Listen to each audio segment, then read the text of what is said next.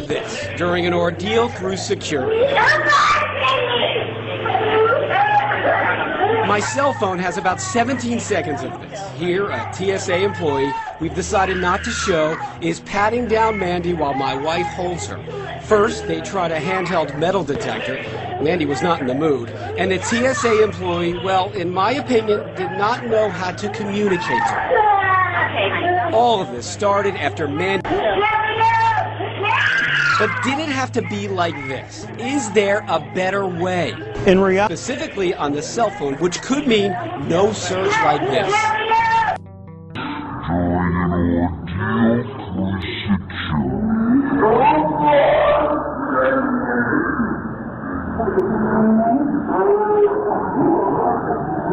My cell phone has...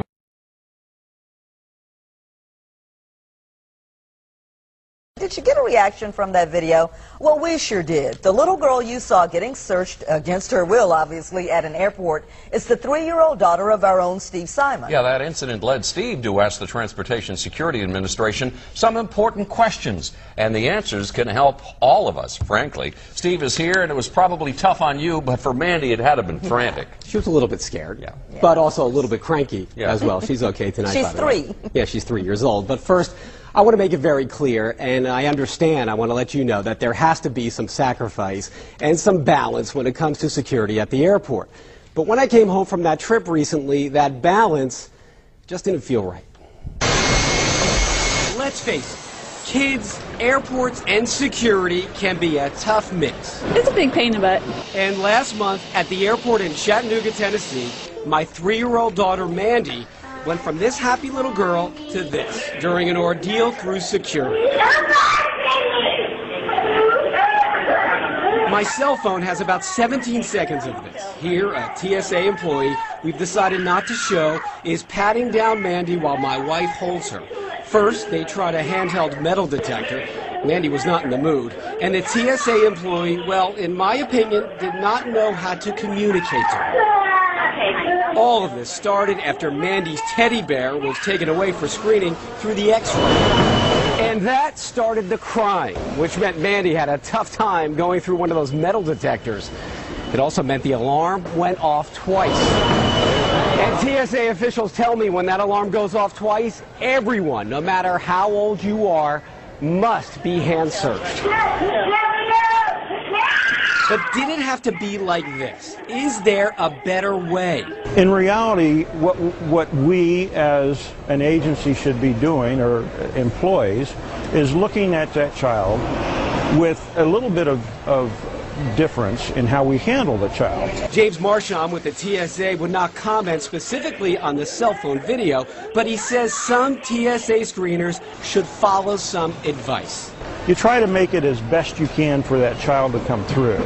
You ask the child to put their arms up in some way, and if you can come up with some kind of game that you're trying to play with the child, then it makes it a lot easier. A lot easier, perhaps, with more sensitivity training with kids. Probably it isn't reiterated enough, and it's something that, since you've brought it up here, I will ask my training department to look into and put it back into the training again. While you wait for that, there is a little-known thing you can do to help you and your kids through security. Next time you fly, ask the ticket desk if your child, under 12 years old, was randomly selected to be screened with a pat-down or handheld metal detector. If a code is on your child's boarding pass, ask to be deselected, which could mean no search like this. How many of you guys agree it would have been nice to see Mandy kick the crap out of that TSA worker a little more for putting her hands on her while she's saying, "No, don't touch me"? I mean, come on.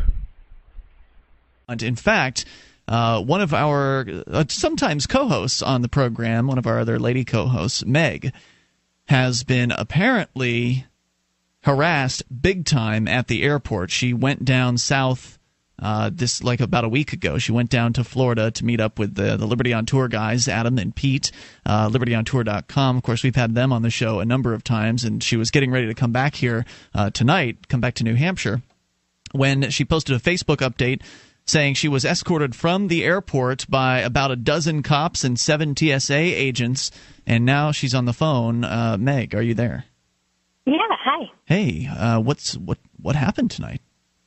So I went to the Fort Lauderdale airport to fly out of Miami here, and I was, one of the actually the only random person chosen for the body scanner.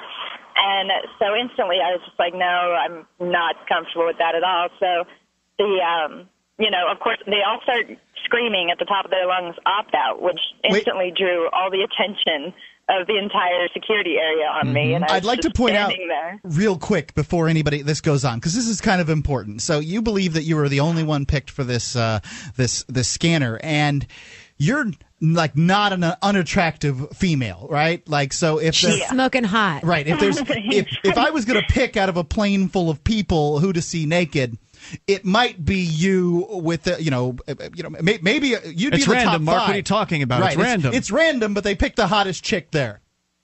Yeah. So when I told them I didn't want that, they all screamed opt out, and some lady came over starting to put on gloves already, and she grabbed my arm and started pulling me into this area, and I just kind of pulled away from her, and I was like, whoa, what's going on here? And she's like, well, if you opt out, I have to give you a full pat down. And I've read about these new pat down procedures that they have, which is, and I've gone through them as well, and it's like physical full palm on every area of your body, including on your breast. They have to squeeze and twist them. What? It hurts. It's getting to the point where I feel more physically molested than if some random guy actually came up and molested me. It's more intrusive than that. And they're twisting on your breasts. I didn't even realize that was happening. I mean, it's horrifying. Yeah. And so they put me in this little area, which is directly after both the body scanner and the regular magnetic detector. Mm-hmm. And so everybody who goes through that has to, go around this area that I'm in. And I'm just standing there, and this lady's screaming at me about the procedures, and I was like, okay, well, can I talk to your boss? Because I obviously couldn't get anywhere with her. So you're basically front and center, in front of everybody that's coming through. They're all watching you. They have to walk around me. In a little glass cell? For their ticket.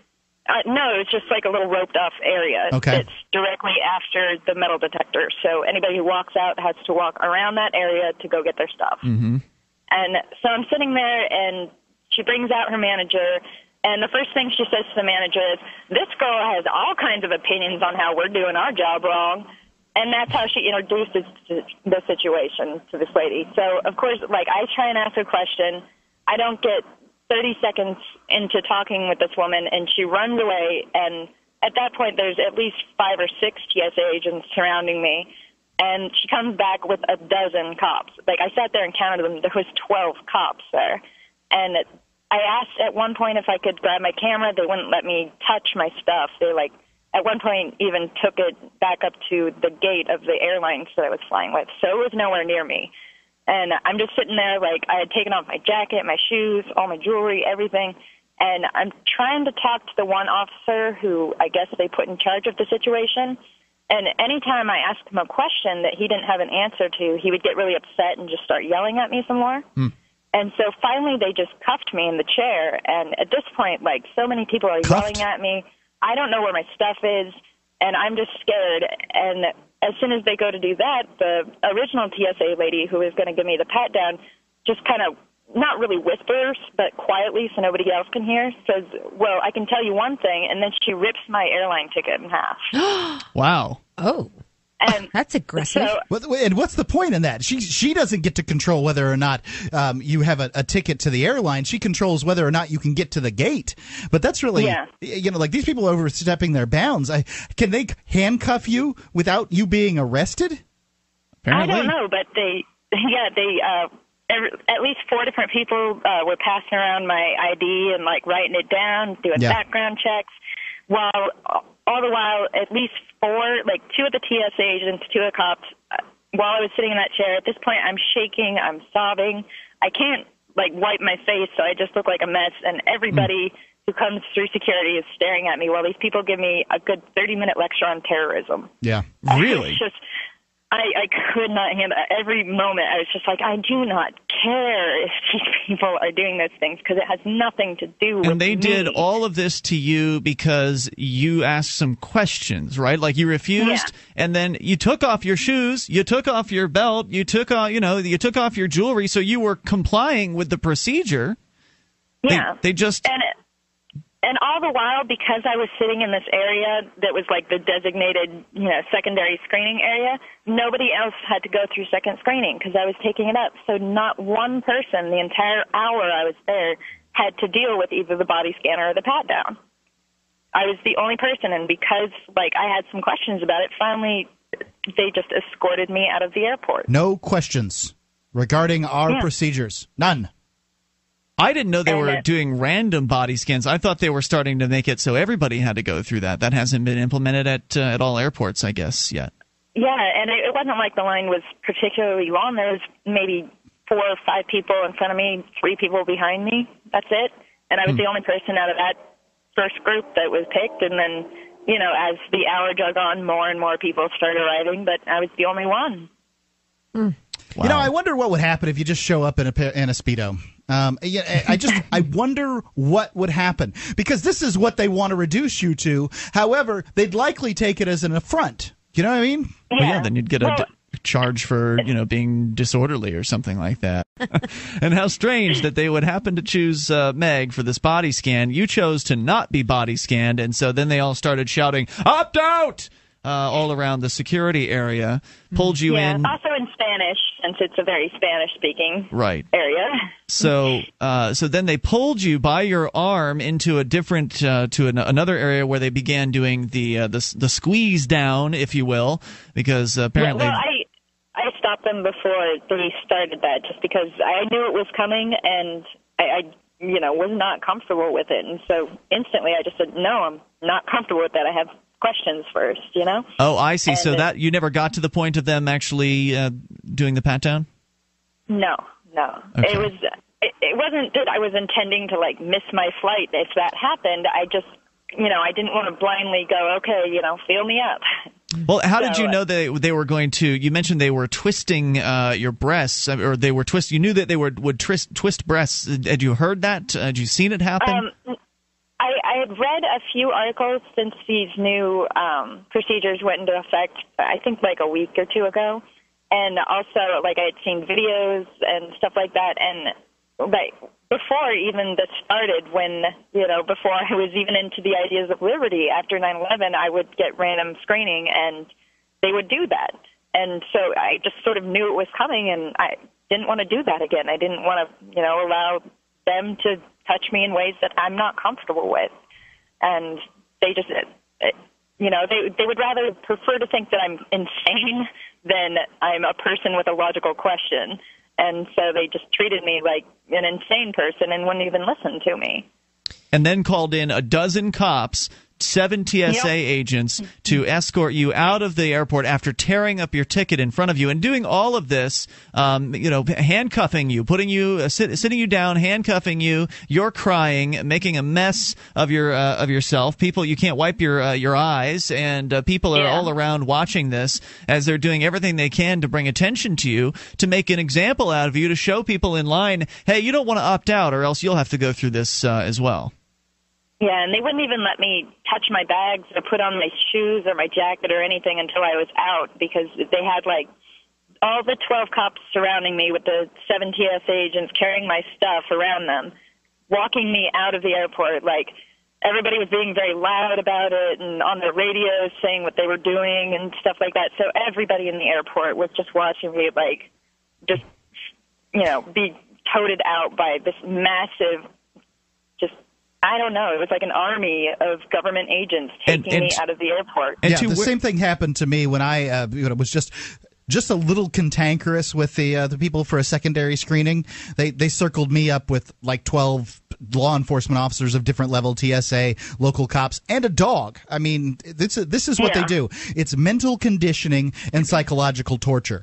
And they can do. They're just trying to hold you out and say, look, other people, look. If you so much as look at us crossways, we are going to make your life miserable.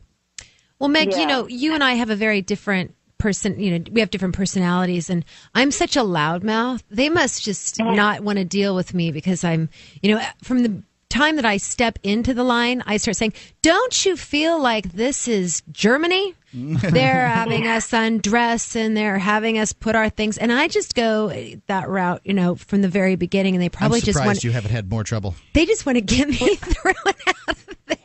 Well, and while we were sitting there for like the half hour when I was just on that chair crying, I kept trying to ask them questions that I thought, might touch them in ways that just the normal, this is Nazi Germany type statements will do. And one of the questions I asked was, how do you feel that sex crime victims feel about this procedure? Like, do you think this could have negative effects on them? And the cop, every answer he gave me was basically, it's not about you, it's not about me, it's about the greater good type thing. And I don't see how any good is gained by throwing people off to the side like that. Well, it makes no sense. I don't see how there's any good gained by an organization that misses 50% or more of guns, knives, and bombs that it tests itself on.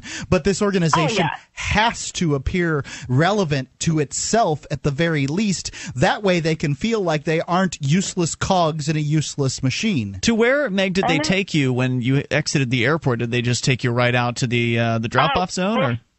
First, they took me to the ticket counter for the airlines that I was going through because at that point I had missed my flight, and so I had no way home. And the airline manager was actually very, very kind, and he was just like, "We'll get you home. Don't worry," because I was a mess at that point, just shaking and upset. And he's like, "We'll get you home. If you want to find a different airport nearby that doesn't have the body scanners, or if you want to come back tomorrow and try again and hope you don't get the special screening, whatever you need, we'll take care of it." And so he was very kind and accommodating. And he was saying all of this with the police surrounding his kiosk or his table?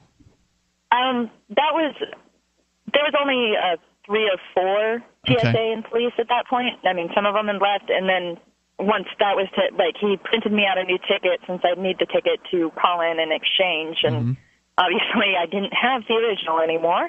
Wow. And so after that was all done and, I kind of calmed down a little bit, then the cops walked me out front to the departures, loading area, and told me to wait there, and managed to get a hold of Pete, and he was kind enough to come and pick me back up. But amazing. But that's really the reality, though.